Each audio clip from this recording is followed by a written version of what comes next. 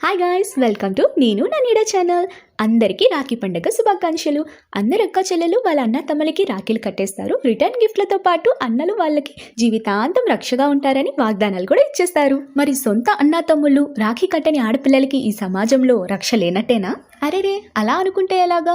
ద్వాపర యుగంలోనే శ్రీకృష్ణుడు ద్రౌపది సొంత అన్నా చెల్లెలు కాకపోయినా ద్రౌపది కృష్ణుడి పట్ల స్నేహ సోదర భావం కలిగి ఉండడం వల్ల తను అపాయంలో ఉన్నప్పుడు శ్రీకృష్ణుడు తనకి సహాయం చేశాడు. మరి ఆ కాలాల నుంచి మొదలైన రాఖీ పండుగ విశిష్టతను మనం గుర్తించి అందులోని నిజమైన అర్థాన్ని గుర్తించి మనకి రాఖీ కట్టిన చెల్లెళ్ళకే కాదండి, సమాజంలో ఉన్న ఆడపిల్లలు కూడా వేరే ఒక్కరు చెల్లెళ్ళే అని గుర్తించి వాళ్ళ పట్ల కూడా గౌరవ భావంతో ఉండాలి.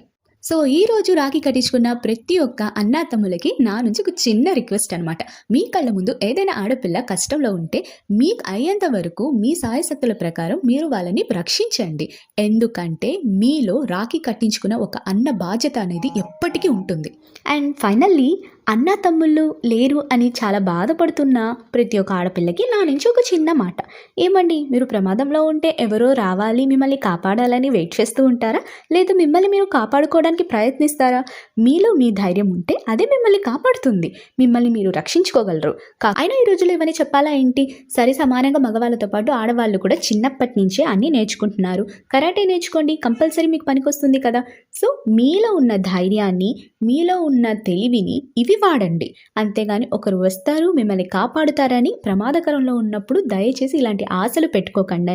ఇంకా రక్షణ గురించి పక్కన పెట్టేస్తే ప్రతి ఒక్క బాండింగ్, అది సిస్టర్ బాండింగ్ అయినా, సిస్టర్ బాండింగ్ అయినా, బ్రదర్ బాండింగ్ అయినా సరే, ప్రతి ఒక్క బాండింగ్లో లవ్ అండ్ ఎఫెక్షన్ అనేది మాత్రమే ఒక ఎక్స్ట్రా ఒక ధైర్యాన్ని మనకి ఇస్తుంది.